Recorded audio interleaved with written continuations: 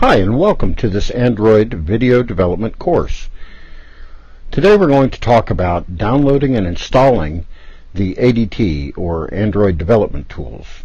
Now, prior to version 21, you had to download separately Eclipse and Android, or whatever development environment you were going to use, and then the Android SDK, and then kind of put them together.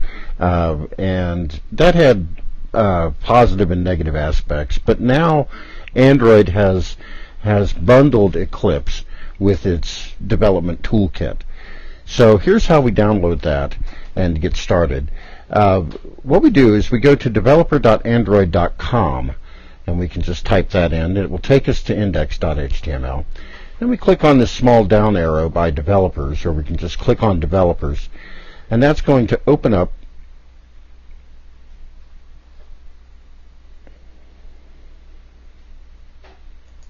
we click on the little down arrow there. That's going to open up under Design, Develop, and Distribute. And what we want is Tools, and then just click on Get the SDK, so we can see here. So now for whatever operating system you're running, and I'm running Mac OS X, for whatever operating system you're running, it will detect the operating system and then give you the right bundle.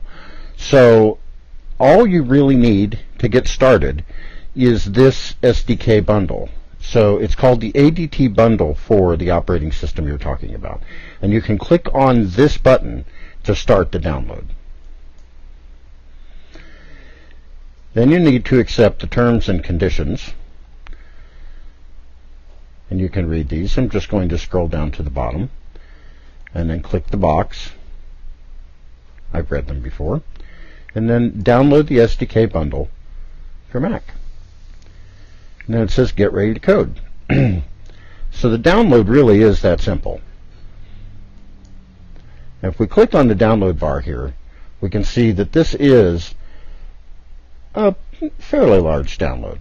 So I'm going to pause, and then when we come back, I'll show you about running the SDK for the first time, or the ADT bundle for the first time, how to get that downloaded file into the right place, and then how to run the file and start setting up your Android development environment to the proper settings so that you can do what you need to do.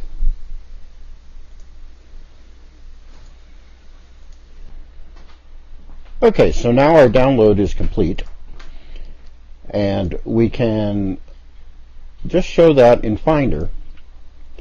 And we can see that in the downloads directory we have an ADT bundle with a date, and then we have two folders. We have Eclipse and the SDK folder.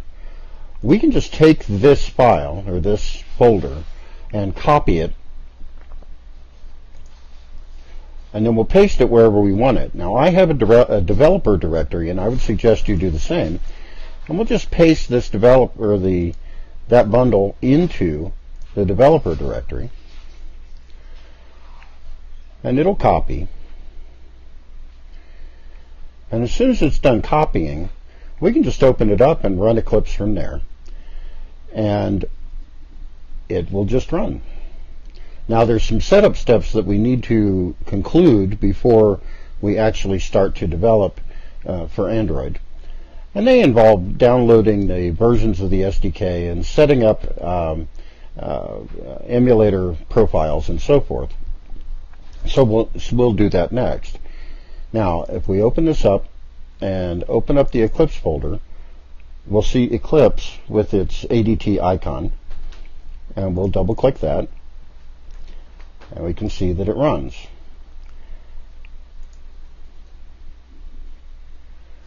We get the prompt about downloading or running an application downloaded from the internet.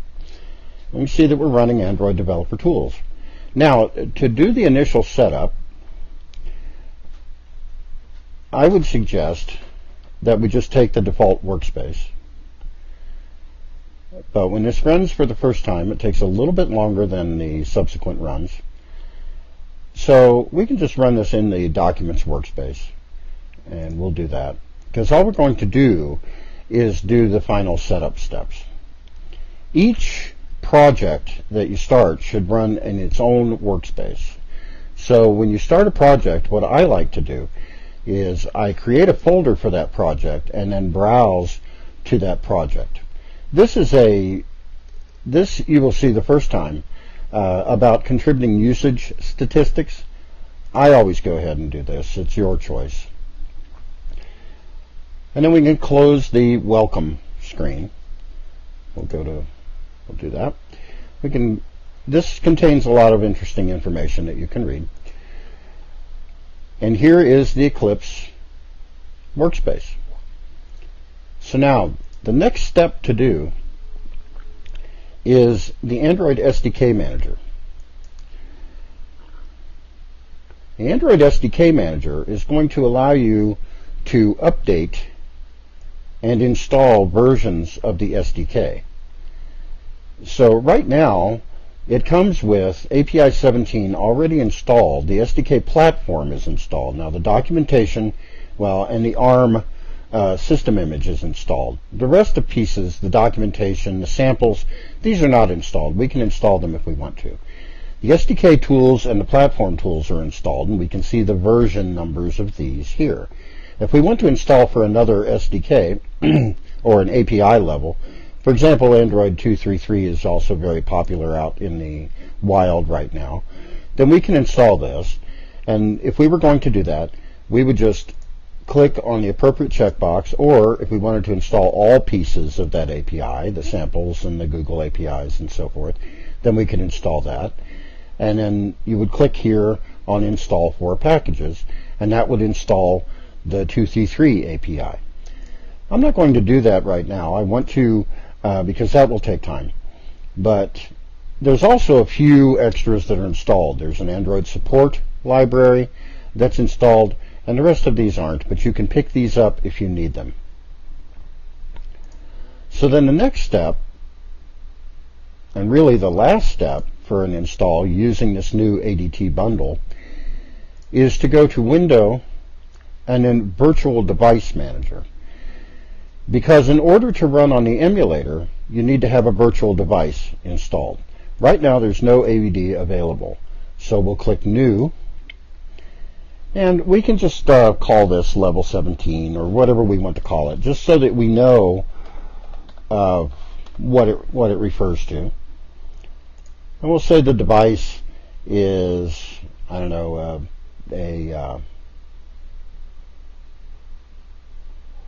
let's just make it a generic 4-inch WBGA. We can make sure the hardware keyboard is enabled. We can disable that. We can display a skin with hardware controls, or we can disable the hardware controls. We can emulate a front camera. Well, we can emulate a back camera on this 4-inch WBGA. We can specify the amount of RAM, the virtual memory heap here. We can say that there is the default of 200 megs of internal storage, or we can set that to anything we want. We can make an SD card if we like, and so forth. So these are the emulation options. We'll just accept those defaults and click OK.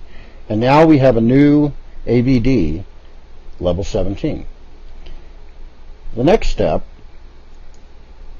is to go ahead and write a simple application to make sure that everything is working. So we'll go with a new Android application project. Click that. And let's just call this test.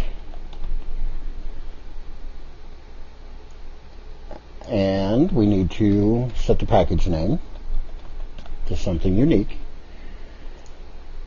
And we'll go with API 17 right straight down across the board. Click Next. We'll have a blank activity. And we can go with the defaults here.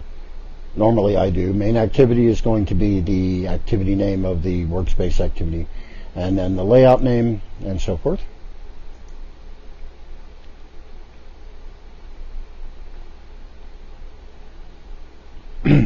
So now when this finishes, it will open up the image of the screen here, the layout,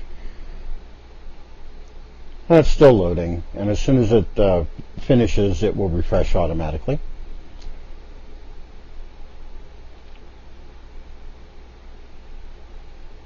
So this is good. We can see that we have just a basic Hello World application. And now if we run it, it'll bring up the emulator and run the application. So now the first time we run one particular application, it may not do anything, but remember that we need to be in a runnable piece of code. This layout XML is not runnable, so we need to be in a runnable piece of code. Now the first time we run, or attempt to run, it's going to ask us for a way to run test, or a way to run this project. We want to always run this as an Android application. We'll click OK.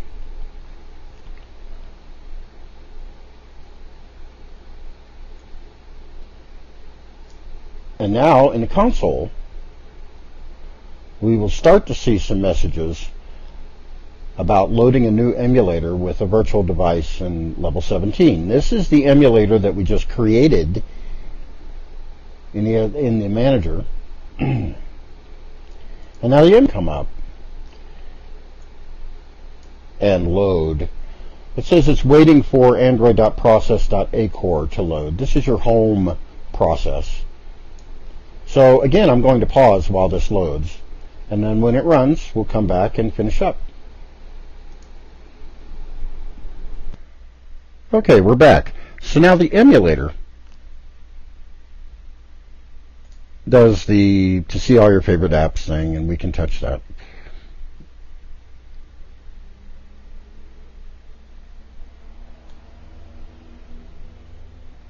And actually it said it failed to install the test APK on the device. That's okay.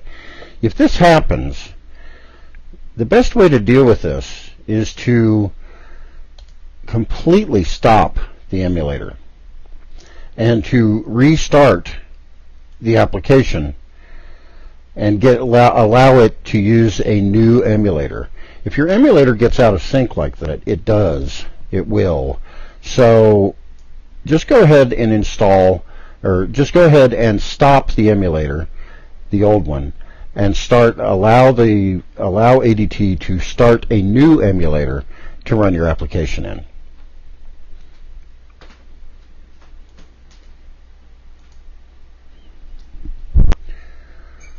So now it looks like it's going to work. We can drag the lock out. We can see that it has uploaded and installed test APK, and that's our project name with the APK after it. And it should try to run it here in a moment. But I did want to mention that if the project doesn't run in the emulator the first time, don't worry about it. It often doesn't. Just go ahead and quit that version of the emulator or that copy of the emulator, rerun the project, and let it bring up a new copy of the emulator.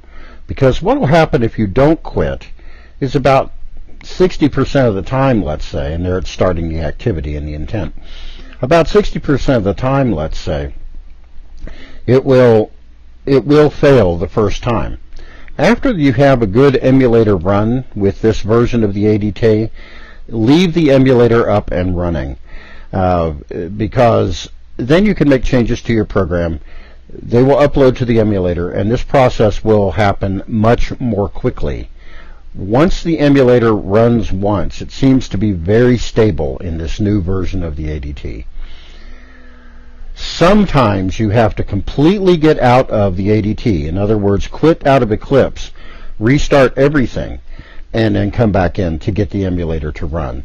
Don't worry about it. It's not your fault. It's a problem and kind of a known issue with Google. So this dialog is asking us if we want to auto-monitor Logcat. If you are writing out log statements, it's a good idea to monitor Logcat. Sometimes, if you're not writing out log statements, it can be kind of information overload. But you can always go ahead and monitor Logcat.